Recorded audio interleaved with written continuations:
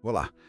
Hoje a gente mergulha aqui num texto bem específico, é o prefácio do livro O Par Biomagnético, Ciência e Cura. Isso.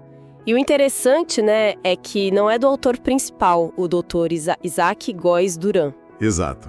Quem escreve é o Dr. Guilhermo Mendoza Castelã, lá da Universidade Autônoma Chapingo, no México. Então a ideia hoje é a gente tentar entender o que esse prefácio está querendo dizer, né? Ele meio que prepara o terreno para o livro, falando de ciência, de conhecimento. Isso, ele lança as bases e começa de um jeito bem filosófico, eu diria. Ele fala da curiosidade, né? Diz que é isso que move a gente, que nos faz humanos, essa vontade de investigar tudo, diferente dos animais. Exatamente. Que essa busca sem fim seria a semente do saber, da ciência mesmo. E até dá um exemplo antigo que eu achei curioso, o da pedra ímã. Como as pessoas viam aquilo, atração, repulsão, parecia mágica, né? Pois é. É como se ele quisesse conectar essa ciência super moderna de hoje com essa faísca inicial, sabe? Essa coisa bem humana. Faz sentido. E logo depois ele já entra numa distinção. Duas visões de ciência, é isso? Isso mesmo. Ele propõe que tem, assim, uma ciência mais ampla, mais antiga, talvez, baseada em quê? Em observar, repetir, medir. Quantificar. Exato, quantificar e buscar aplicar isso para o bem das pessoas. Uma ciência como busca de conhecimento útil, né? Tá. E a outra visão, como seria? A outra seria, segundo o texto, mais restrita, mais moderna, mais institucional. Institucional, como? Ligada a dinheiro, aprovação oficial, é por aí. Aquela que só reconhece o que vem com financiamento, com selo de alguma instituição importante. Mas o ponto dele é: essa ciência oficial de hoje não nasceu do nada, né? Ela se apoia, mesmo sem dizer, em séculos de conhecimento que veio antes. Daquela curiosidade mais raiz, movida pela necessidade. E que necessidade era essa? O texto fala mais disso. Fala assim: era uma necessidade bem básica, visceral mesmo. Luta para sobreviver, o medo da doença, da morte. Nossa! E também um certo espanto, sabe? Olhar para a natureza e ficar maravilhado, mas também com medo. Era tentar entender para controlar um pouquinho, para viver melhor. Entendi. Então já começa com essa tensão, né? Uma ciência mais pura, vamos dizer, e outra mais oficial, talvez mais limitada. Exatamente essa tensão. E ela vai percorrer o texto todo, me parece. Porque logo depois vem uma crítica, né? Uma crítica mais direta a como a ciência funciona hoje em dia. Ou pelo menos uma parte dela.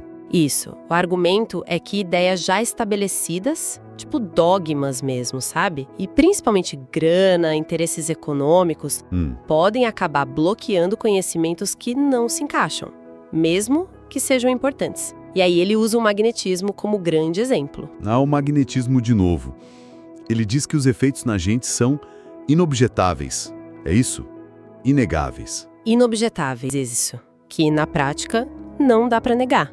Mas que mesmo assim, muita gente desqualifica. E por quê?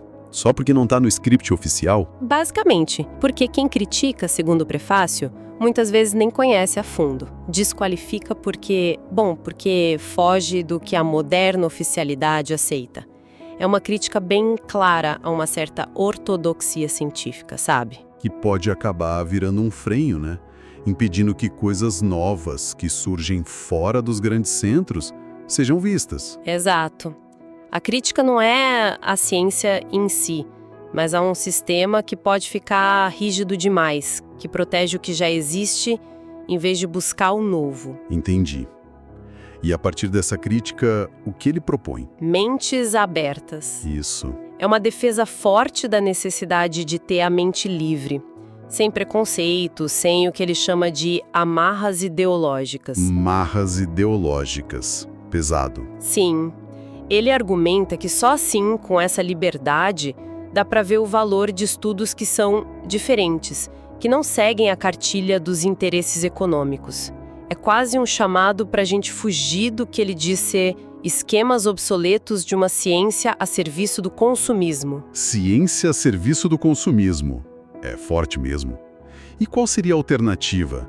Voltar para aquela ciência mais pura? A alternativa seria achar de novo um caminho de consciência a serviço da humanidade.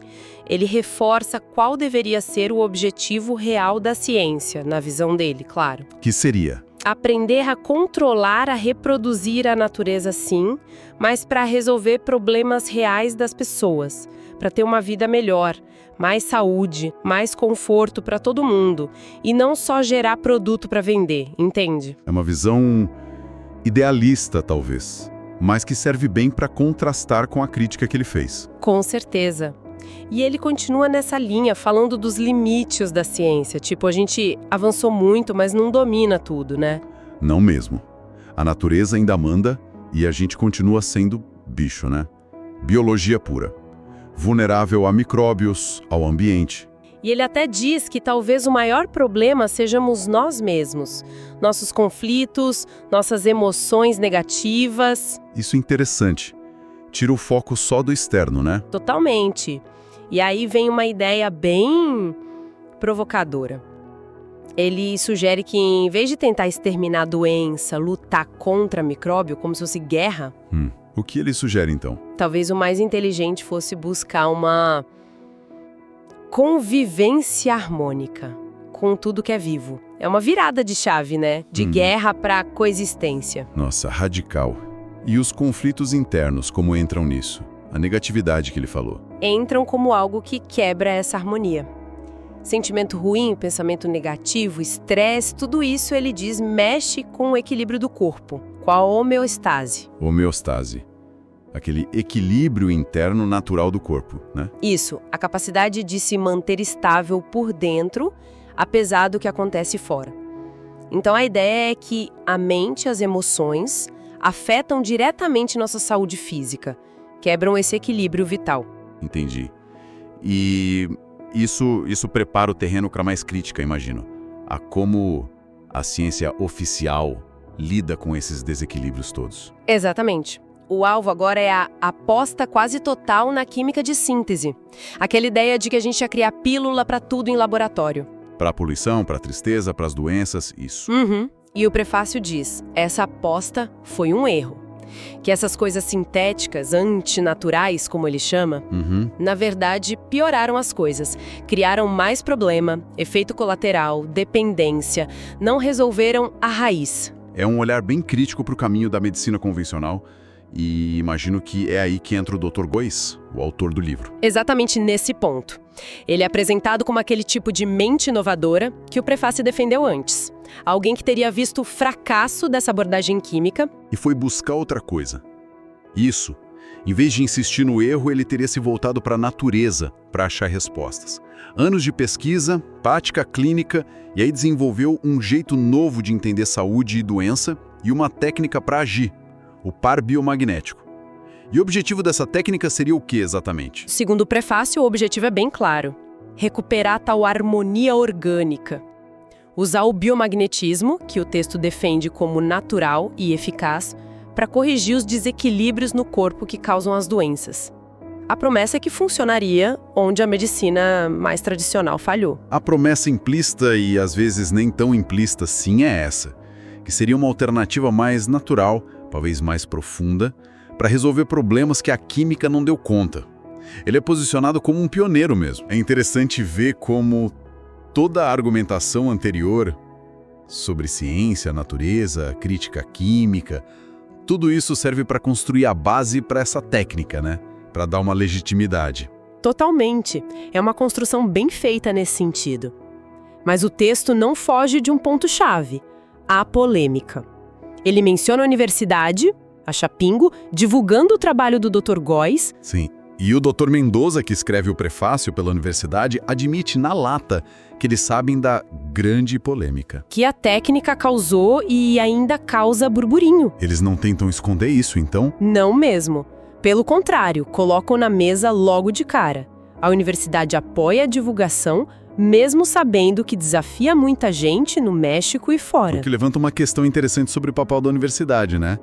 Apoiar ideias fora da caixa, mesmo controversas? Com certeza! E a justificativa que eles dão para divulgar, apesar da polêmica, qual é? A justificativa principal é que o conhecimento precisa circular para cumprir a função dele, que é servir as pessoas. Não adianta descobrir algo e guardar numa gaveta. Tem que ir para o mundo, ser testado, criticado, melhorado. Exatamente. É uma defesa do acesso ao conhecimento, mesmo que ele seja desconfortável para alguns. E tem um toque de orgulho nacional nisso também, não tem? Ele conecta o Dr. Góes a uma tradição científica mexicana. Tem sim, bem observado.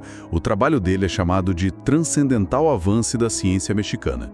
Tentam ligar com uma história longa de medicina no México, desde antes dos espanhóis chegarem.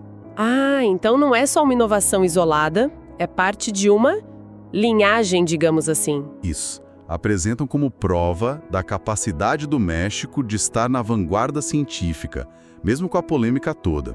É interessante como usam a raiz local para afirmar uma importância global, né? É uma estratégia discursiva bem pensada. Valorizar a origem cultural ao mesmo tempo que reconhece a briga lá fora. Então tá, a gente passou por todo o prefácio. Se a gente fosse resumir, qual é a grande mensagem que ele deixa antes da gente entrar na técnica em si? Olha, acho que a mensagem principal é uma defesa muito forte de um jeito específico de ver a ciência.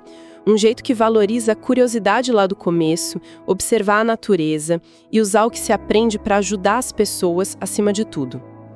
E, ao mesmo tempo, uma crítica bem dura a certas coisas da ciência de hoje. Sim, a possível ligação com dinheiro, a tendência a virar dogma, a rejeitar o que é diferente e, principalmente, a aposta que ele considera exagerada na química sintética. E o par biomagnético seria a resposta para tudo isso. Dentro dessa lógica do prefácio, sim, ele é apresentado como a resposta necessária. Um retorno à natureza, a busca da harmonia perdida, uma alternativa melhor e menos danosa que a convencional para certos casos. O prefácio é a justificativa filosófica para a terapia que vem depois. Isso faz a gente pensar sobre como o conhecimento científico nasce, como ele avança, ou como ele resiste às vezes, né? Essa tensão entre o que surge fora do padrão e como a comunidade recebe isso.